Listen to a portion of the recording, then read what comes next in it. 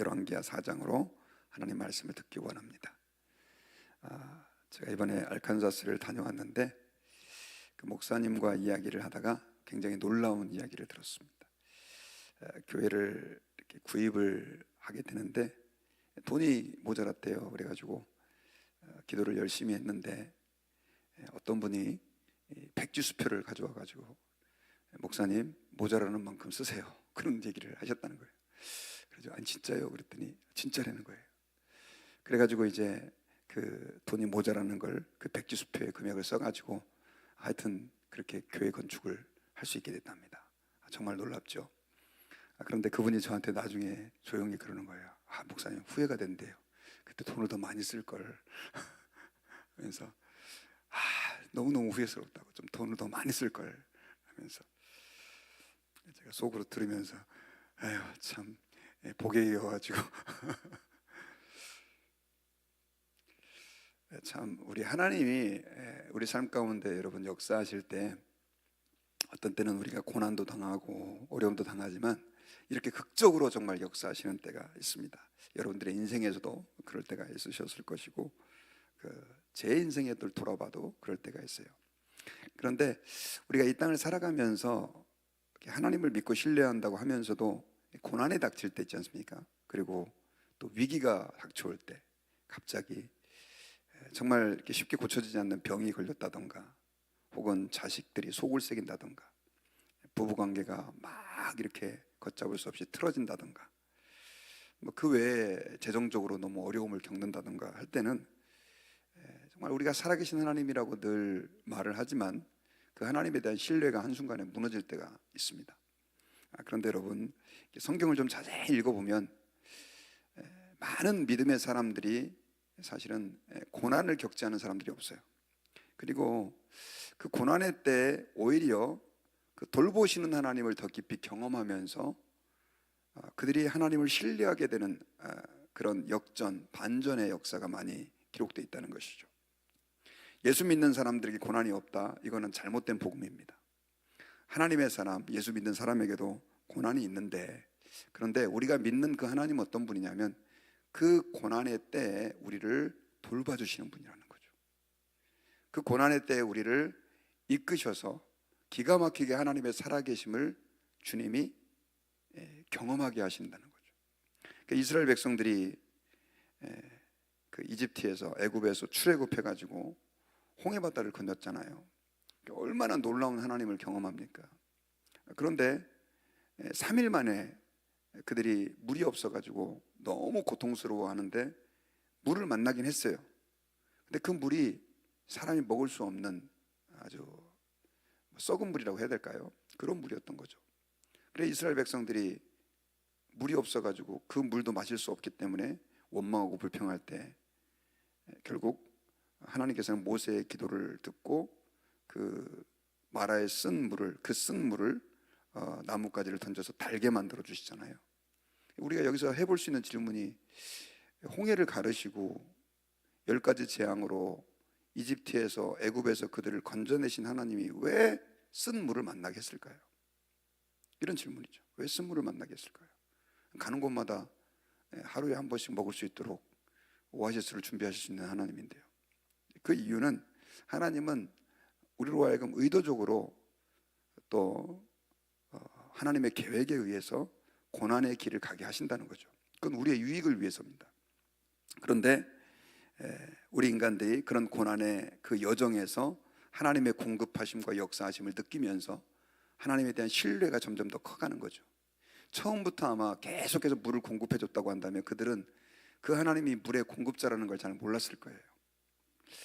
여러분 오늘 본문에도 보면 엘리사 선지자가 그 선지자 생도의 아내, 그러니까 이제 요즘 말하면 이제 신학생 부인이죠. 그런 그 가정에 굉장히 위기가, 어려움이 겪었을 때 정말 기가 막힌 방법으로 역사하시는 것을 우리가 본문에서 볼 수 있습니다. 제가 말씀드렸던 것처럼 사무엘 선지자 이후부터 요즘으로 말하면 신학교 시스템이 생겼어요. 어떤 분들은 이게 성경에 신학교가 어디 나옵니까? 이렇게 얘기하는 분들이 계시지만 사무엘 선지자 때부터 이미 하나님의 말씀을 증거하는 그리고 그 선지자들이 자기들의 제자를 계속 키워냈습니다. 그리고 이미 사무엘 시대 때는 그 선지 동산이 있었을 정도로, 선지 학교가 있었을 정도로 그렇게 체계화돼 있었습니다. 그리고 이 엘리사가 나중에 이제 엘리야를 이어서 어떻게 말하면 선지자들의 하나의 리더가 됐을 때 그에게도 또 많은 제자가 있었는데, 오늘 본문에 보면 그 제자들 중에 한 아내가 너무나 큰 어려움을 겪습니다. 그때도 요즘 같은 신학교 시스템은 아니라 할지라도 남편이 그 선지학교에 가서 훈련을 받다 보면 분명히 아마 학비가 있었을 것이고 돈이 들어갔을 거고, 그 다음에 그 아내가 아마 뒷바라지를 좀 해줬을 가능성도 굉장히 높습니다. 그런데 문제는 그렇게 열심히 선지학교에 가서 하나님 말씀을 배우고 훈련받고 하는 과정 중에, 혹은 그렇게 그 과정이 끝나고 나서인지는 모르겠지만 성경에 자세히 기록되지 않지만 이 남편이 갑자기 세상을 떠난 겁니다. 그러니 어떻게 말하면 이제 그 과정에 남편을 서포트하기 위해서 빚을 얻어가지고 그렇게 생활하고 학비를 대고 했던 것 같은데, 문제는 남편이 갑자기 덜커덩 돌아가셔 버리니까 이 선지자의 아내는 살아갈 방법이 막막한 거죠. 더더군다나 빚을 많이 졌는데 이 빚을 졌을 때 이 빚을 감당할 만한 방법이 없는 겁니다. 그런 상태가 되니까 나중에 이제 그 선지자의 가정에 빚을 빌려줬던 그 사람은 자기가 돈을 못 받을 줄 알고 그의 두 아들이 있었는데 그들을 종으로 끌고 가려고 그러는 거예요. 왜냐하면 옛날에는 돈을 빌려줄 때 가난한 사람들에게 돈을 빌려주는 방법은 요즘이야 이제 집이라든가 부동산이라든가 다른 걸 담보로 하고 보통 빌려주는데, 그때는 그런 걸 가진 사람들이 거의 없었기 때문에, 불가능했기 때문에 노동력을 담보로 잡는 경우가 많았습니다. 그러니까 만약에 내가 돈을 너한테 1,000불을 빌려준다, 만약에 기한 안에 못 갚으면 네가 와서 우리 집에 와서 일해야 된다, 이런 식으로. 그런데 남편이 죽어버렸으니까 노동력도 없게 된 거죠. 그러니까 이 주인은, 돈을 빌려준 주인은 두 아들을 종으로 끌고 가서 그 빌려간 돈만큼 노동력을, 일을 시키겠다, 이런 지금 이런 위기가 터지게 된 거죠. 그러니 그 여자는 졸지에 남편도 세상을 떠났죠. 두 아들도 종으로 뺏기게 됐죠. 한번 여러분 생각해 보세요. 얼마나 마음이 절망적이고 또 속이 상하겠어요. 저는 요즘은 이제 목사님들이 그렇게 힘들지 않는데 옛날에 그런 분들을 좀 많이 봤습니다. 정말 너무나 힘들게 어렵게 교회를 이렇게 목회하는 목사님이, 그리고 이제 신학교 저희도 다녀야 되니까 보통 이제 한국에는 신학생들이, 저도 이제 신학교를 들어가면서 모든 일을 다 끊었고, 심지어 제 아내도 이제 일을 못하는 분위기였잖아요. 요즘이야 이제 하는 분들도 많이 계시지만 참 어렵게 신학 공부를 저도 했었습니다. 그런데 그렇게 해가지고 어려운 교회를 개척을 했는데 목사님이 덜커덩 세상을 떠났을 때 참 그 사모님들이 얼마나 불쌍한지 몰라요. 빚은 있죠. 또 신학 공부해야 되니까 교회에서 서포트할 만한 능력은 안 되죠. 또 교회는 다른 목사님 모셔야 되니까 그 사모님 그 교회를 떠나야 되는 거예요. 애들까지 있는 경우는 정말 절망적인 상황이죠. 지금 그런 상황이 오늘 이 본문에서 벌어지게 된 겁니다. 그래가지고 너무 다급하니까 이제 엘리사 선지자에게 찾아가가지고 자기의 자초지정을 얘기를 하니까 이 엘리사가 그렇다고 한다면 당신의 집에 지금 무엇이 있습니까? 라고 물어봅니다. 그랬더니 저희 집에는 기름 한 그릇 외에는 아무것도 없습니다. 밀가루도 없고 기름 한 그릇 외에는 아무것도 없는, 진짜 굶어 죽을 판인 거죠. 애도 다 뺏기고 남편도 세상 떠나고. 세상에 이렇게 비참한 경우가 있습니까? 그리고 이 사람이 다른 것도 아니고 죄 짓다 그런 것도 아니고 선지학교에 가가지고 남편이 선지자의 생도로서, 제자로서 그렇게 훈련받고 모든 걸 이 아내도 희생했을 텐데 얼마나 절망스러웠겠어요. 그때 이 엘리사 선지자가 그렇다고 한다면 당신은 밖에 나가서 모든 이웃들에게 그릇을 좀 빌리십시오. 그리고 빈 그릇을 빌려오는데 최대한 많이 빌려오십시오 라고 얘기를 하고, 그리고 나중에는 이제 그 아들들과 그 아내가 어쨌든 빈 그릇을 많이 빌렸겠죠. 제가 볼 때는 그것도 쉽지 않았을 겁니다. 왜냐하면 아무것도 없는 거 다 알잖아요. 이 그릇이라도 돌려받을까? 사람들이 아마 의심한 사람들도 있을 것이에요. 근데 어떻든 그릇을 이렇게 어렵게 다 빌려왔는데 선지자가 이렇게 얘기를 합니다. 그렇다고 한지 두 아들과 함께 들어가서 문을 닫고, 그리고 그 그릇에 그 남은 한 병의 기름으로 기름을 다 채워 드십시오 해가지고, 실제로 말도 안 되는 엘리사의 요구였지만 그 기름을 갖고 빌려온 그릇마다 기름을 붓는데, 놀란 거는 그 빌려온 그릇에 기름이 다 가득 차는 역사가 있게 된 거예요. 할렐루야. 얼마나 놀랍습니까? 마치 그 사렙다 과부가 마지막 떡 밀가루 한 줌과 그 남은 기름 한 병으로 선지자를 대접했을 때 그 밀가루가 떨어지지 않고 기름이 마르지 않는 것과 같은 그런 유사한 기적이죠. 엘리야가 했던 이와 유사한 기적이 일어나게 된 것입니다. 그래서 그릇이 다 찼는데 너무 이 여인은 익사이딩 해가지고 이제 아마 아들은 계속해서 그릇을 공급해주고 어머니는 붓고 했던 것 같은데, 나중에 안 가져오니까 야, 더 그릇이 없니? 라고 얘기하니까 이제 다 끝났습니다. 그러니까 그 기름이 딱 그쳤다, 이렇게 성경에 기록이 되어 있어요. 그때 이 선지자는 그렇다고 한다면 이 기름을 팔아가지고 빚을 다 갚으십시오. 기름이 상당히 비싼 가격이었기 때문에 그렇게 해서 기름을 팔고 남은 것으로 이제 두 아들이 생활하라 해서 그 가정을 도와주신 역사가 오늘 성경 가운데 기록이 되어 있습니다. 자, 하나님의 돌보심이 얼마나 놀랍고 또 기적적입니까? 하나님께서는 여러분 이 사건을 통해서 우리에게 말씀해 주시고자 하는 게 있어요. 그게 바로 뭐냐면, 내 삶 가운데 비록 부족과 결핍과 문제가 있다 할지라도 하나님이 그걸 돌보시는 분이라는 거죠. 아까 제가 이스라엘 백성들 얘기도 했지만, 하나님은 미리 우리에게 다 필요한 대로 주지 않으십니다. 그리고 그렇게 만약에 했다고 했을 때 우리 인간들은 그게 하나님의 공급하심인지를 잘 몰라요. 그래서 하나님께서는 때로는 우리에게 부족함과 결핍, 고난의 상황을 허락하십니다. 그런데 그 이유는 뭐냐면, 내가 너를 돌보는 하나님이다, 내가 너의 공급자다라고 하는 것을 주님이 가르쳐 주시기 위해서예요.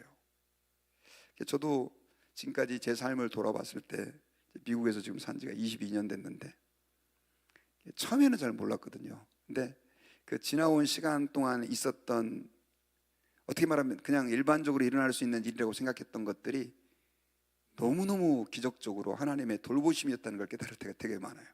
제가 요즘은 이제 거의 그런 일이 안 나는데, 미국에 온 지 얼마 안 됐을 때 정말 어려운 교회를 맡아서 한국에서 이렇게 오게 됐거든요.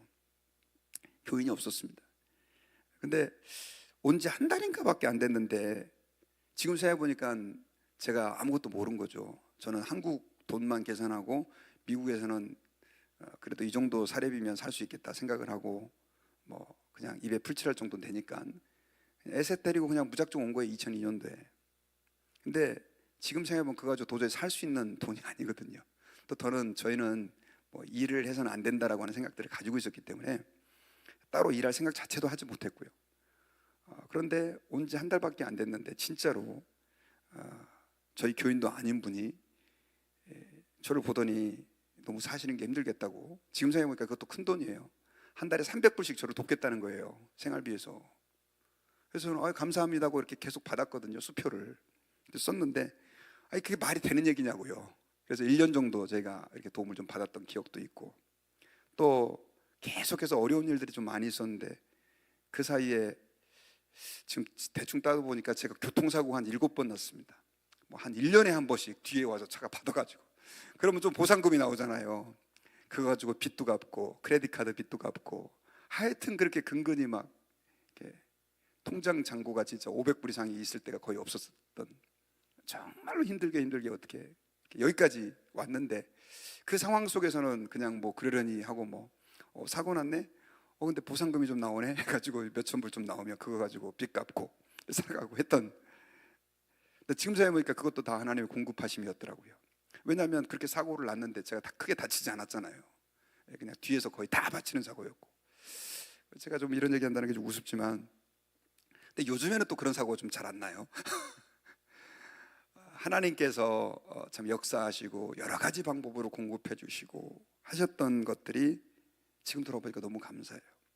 여러분, 제 경우는 조금 여러분들과 다르겠지만 그러나 여러분들도 마찬가지일 겁니다. 여러분들이 직장 생활을 하고 비즈니스를 하고 자녀들을 키우고 할 때 우리 앞에 늘 순탄한 길만 있는 게 아닐 거예요.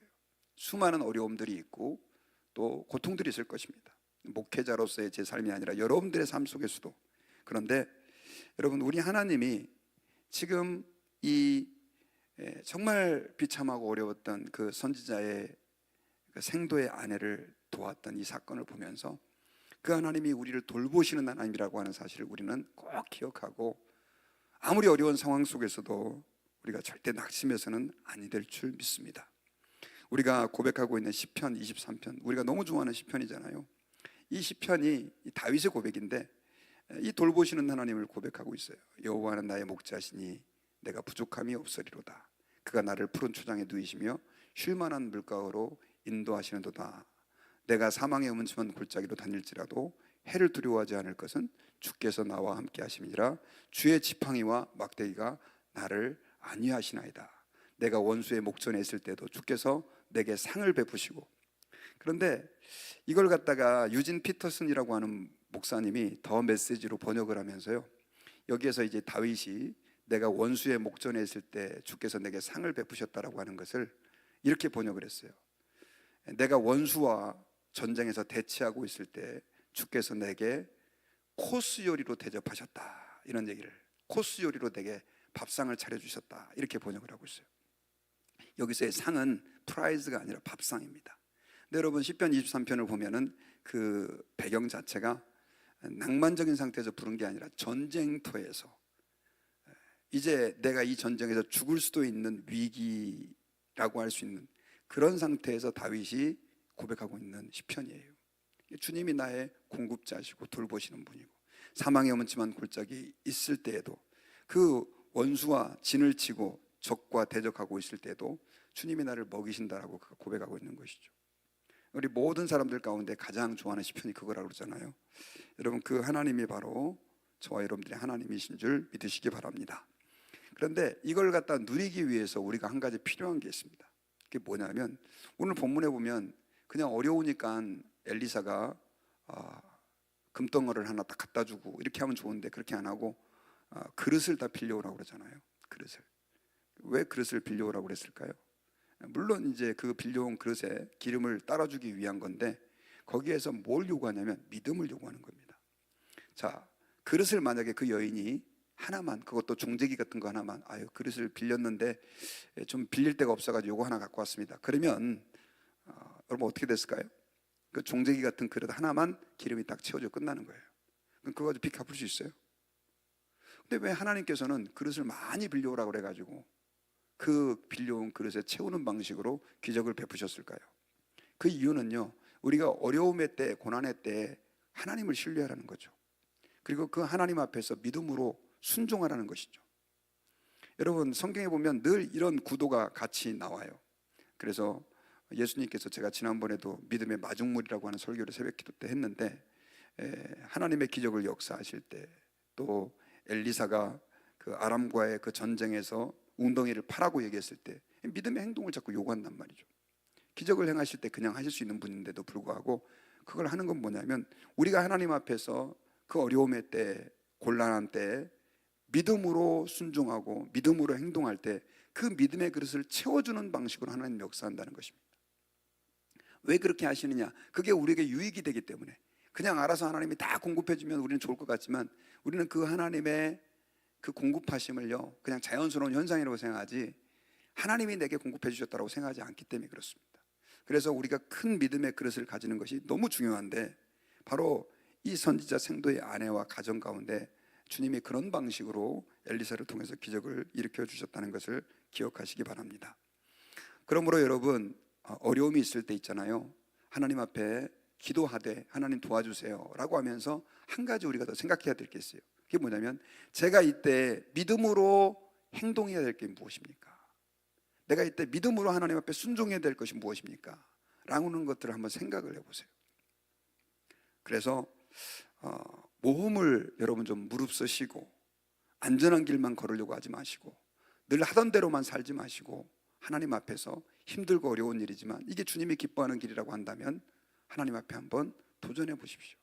여러분들 성도의 삶 가운데 그런 일이 많이 있을 겁니다. 저는 아까 그 목사님 얘기를 했지만 그 백지수표를 그 목사님에게 부족한 것 쓰시라고 내주시는 그 성도의 믿음을, 저는 그분이 누군지 잘 몰라요.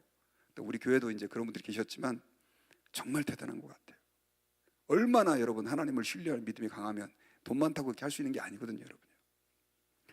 하나님 아버지 앞에서 저와 여러분들이 어려움의 때에 더욱 믿음으로 하나님을 붙잡고 순종하겠다고 하는 각오를 가지고 행여나 내가 내 믿음이 너무 세속화되어 있지는 않은가, 세상의 원리와 흐름에 그냥 떠내려가고 있지는 않은가 한번 돌아보시고 믿음으로 거슬러 올라가고 믿음으로 순종하고 아무리 어려운 때라 할지라도 하나님을 신뢰함이 흔들리지 않는 그런 은혜가 저와 여러분들에게 있기를 주의 이름으로 축원합니다.